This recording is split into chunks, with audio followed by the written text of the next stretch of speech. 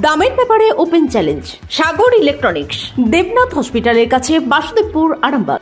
যাচাই করুন আজই।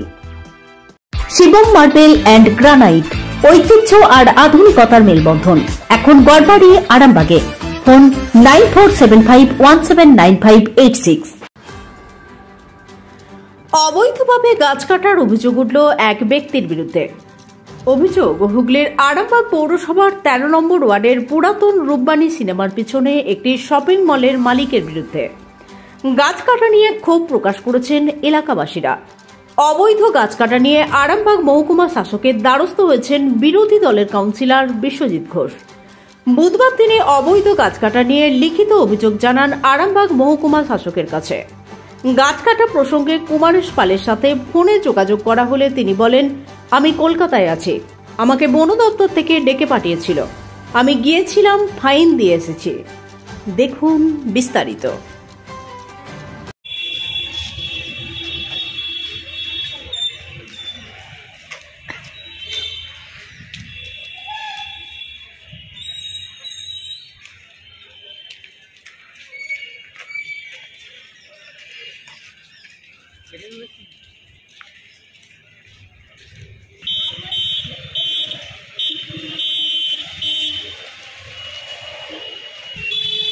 গাছ কাটার জন্য আরামবাগ এনজিও, আরামবাগ মিউনিসিপ্যালিটি এবং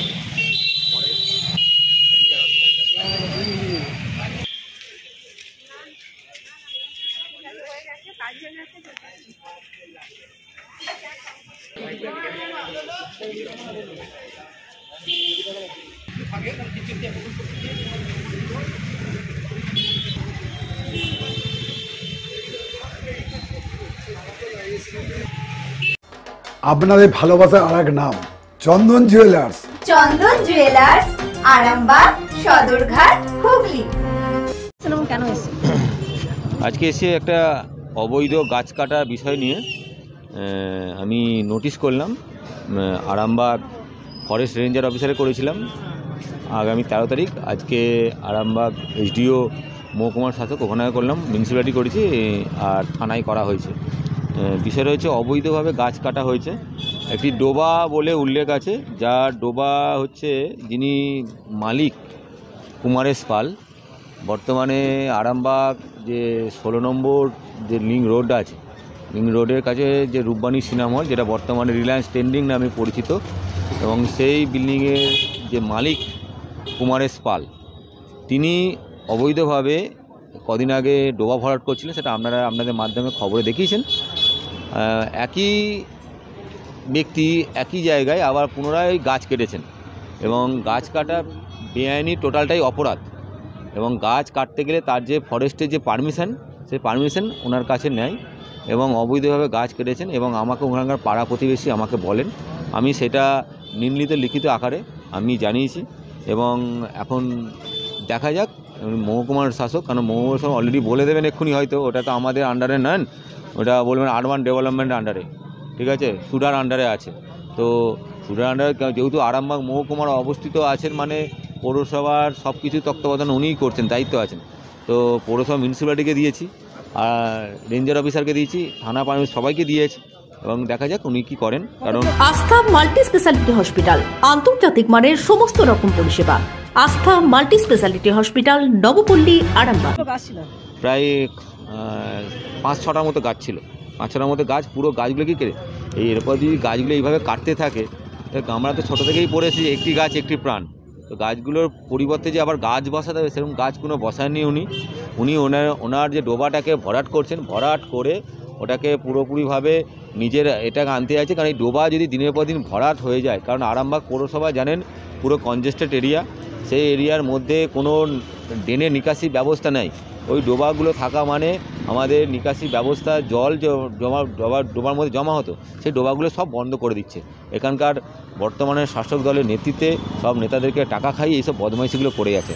তাই আমি তীব্র প্রতিবাদ করেছি, এবং আপনারা সেই খবরে দেখিয়েছেন। বলছি দাদা, খবরে পড়ছি বা আপনিও প্রতিবাদ করছেন, কোনো কি সুরা হচ্ছে? বিএলআরও থেকে কোনো কি ব্যবস্থা নেওয়া হচ্ছে? কিচ্ছু নিচ্ছে না। কারণ আপনাদের কাছে আর একটা খবর আমি খুব শীঘ্রই করব। ডোবা ছিল, বিল্ডিং হয়ে গেছে, আবার বর্তমানে সেটা সালিও হয়ে গেছে। সেটা আপনাদের কাছে দেখাবো। সেটা কী করে হলো সেটা দেখুন, আপনারা হচ্ছে ভারতবর্ষের চতুর্থ স্তম্ভ, আপনাদের কাছে খবর পৌঁছানো মানুষের কাছে পৌঁছানো, তো এটা আমার কর্তব্য। আমি একজন আরামবাগ মিউনিসিপ্যালিটির বিরোধী দলনেতা, আরামবাগ মিউনিসিপ্যালিটির 19 নম্বর বিজেপির কাউন্সিলর। আমি মানুষের কাছে বার্তাটা, মানুষের কথা আমি মানুষের হয়ে আমি তুলে ধরছি, এবং প্রশাসন এবং তার বিচার করবে, তার বিচার সঠিক হলে সেটা, কারণ আমি তো তাদের সঙ্গে মারপিট করতে পারবো না, কারণ আমার যেটা আইনি পদক্ষেপ সেই আইনি পদক্ষেপটা আমি নিতে পারবো, যেটুকু আমার করার ক্ষমতা সেটুকুনি করছি।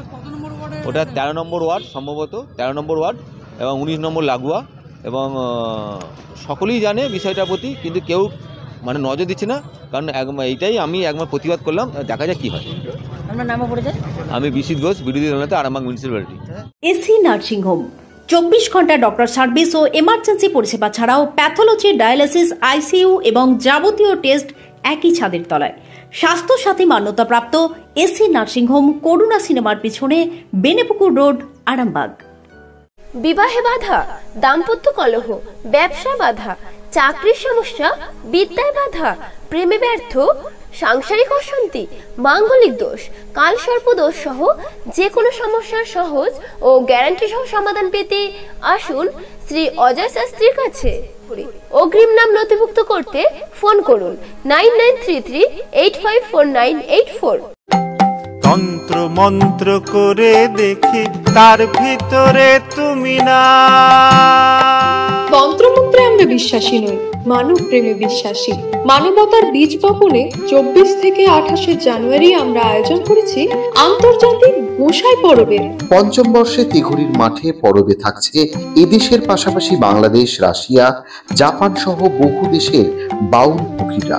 থাকবে পুরুলিয়ার ছোয়ের মুখোশ থেকে খোয়াইয়ের হাট, হস্তশিল্পের সম্ভার, বাংলাদেশের নকশি কাঁথা, পিঠে পুলের স্টল। মানুষের মধ্যে ঈশ্বরের অস্তিত্ব খুঁজতে সামিল হন আমাদের সকলের উৎসবে। শাস্ত্র গ্রন্থ পড়ি যত আরো দূরে সরে যাই, আরো